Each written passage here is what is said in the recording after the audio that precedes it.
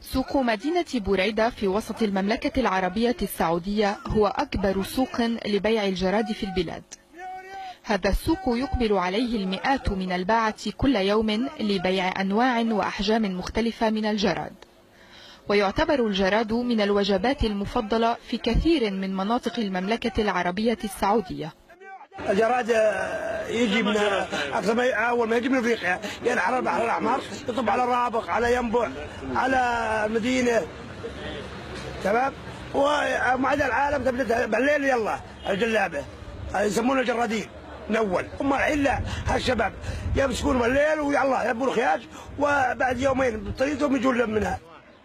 وزارة الزراعة في المملكة العربية السعودية تصدر تحذيرات مستمرة للمواطنين تؤكد لهم فيها أن بعض الجراد قد يكون ساما بسبب المبيدات الحشرية التي تستخدم لإبادته، ولكن الكثير من المواطنين يعتقدون أن أكل الجراد مفيد للصحة لأسباب كثيرة.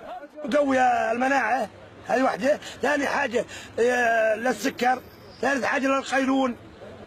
السعوديون في العادة يعرضون الجراد للشمس على مدى عدة أيام حتى يتجفف، ثم بعد ذلك يبدأون في طبخه وأكله. والملاحظ أن كبار السن الذين يعانون من بعض الأمراض هم الذين يقبلون على أكله. أكثر ما يقدمون عليها الشيبان أكثرهم، يعني كبار السن، ويقولون أنه يعني علاج، يقدمون عليه يدفعون دراهم يعني باهظة الحقيقة في مشترى هذا الجراد. ورغم التحذيرات الصادرة من السلطات الصحية السعودية، يستمر بعض السعوديين في أكل الجراد مؤمنين بفوائده الطبية.